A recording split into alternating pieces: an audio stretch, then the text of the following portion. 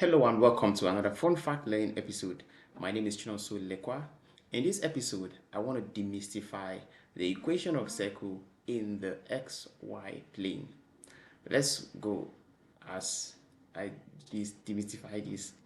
Now, as you all might be aware, or as you may be aware, um, the equation of a circle in the xy plane is given by um, x minus a all squared plus y minus b all squared is equal to r squared, where the center of the or the coordinate of the center is given by a comma b, and then the radius is given by r. Now it is very important to know how this equation is derived, and that is what I want to be doing in this particular video.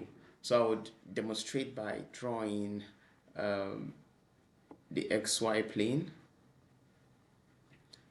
So this is our x-axis, and then this is our y-axis, and then let's have a circle here. Let's assume that that's a circle with a center at this point. So if we want to get the equation of these, we can as well draw a line to pass from the origin through the center of this circle. Let's assume it's a straight line, and we can have an imaginary right angle triangle here. We can draw. Good. So remember that this point, which is the center, has its x coordinates and also has its y coordinates. And then recall that we could use the alphabet a comma b for the center, or we could as well use h comma k, but I mean I just want to use a comma b. So we can begin with saying that labeling this as a, that's the x coordinate of the center, and then the y coordinate of the center, y coordinate will give it as b. And then looking at this right angle triangle, we also have these coordinates, and since it's on the x-axis, I'll just label it as x. Some people might say label this as x1, x2, but I mean for ease of understanding and to conform with the general equation. The same thing here, I would just have a y coordinate component and then label this as y. Now, looking at these, you see that these right angles started at the center and then touched the circumference, and any line drawn from the center of a circle to any point on the circumference gives us a radius. So we can then see, let's give this, let's say this is p q s.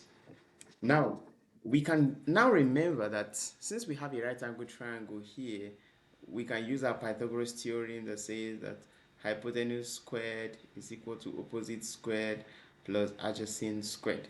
Now, looking at this, you'll notice that the hypotenuse here corresponds to the radius. So we can say r squared is equal to, so what's the opposite? The opposite is pq. And then what's the distance of PQ? The distance of PQ would be saying it's just to subtract B from Y. Now let's assume that, for example, here Y is 5 and B is 4. If you want to get the distance between Y and B, it's just to subtract 4 from 5. But in this case, since we don't have the actual value, that's not a problem. All we just have to do is to use the alphabets we know. So we can say to get the distance PQ, it will be y minus b. So that would be y minus b all squared plus the same thing applies here. It will be x minus a to get the distance SQ. So that would be x minus a all squared. Now, this is the equation of a circle in the xy plane where r is the radius, and then this coordinate of the center is given by or as A comma B. Remember that in reporting the coordinates, you always report the x first before the y. So A is the x coordinate of the center, and then B is the y. So very important to know these and take proper notice of that. For some advanced question on this particular topic, students will be required to get the new center of a circle when the circle is moved either up or down, to the left or to the right. And then sometimes the radius could be halved or even doubled, or and so on and so forth.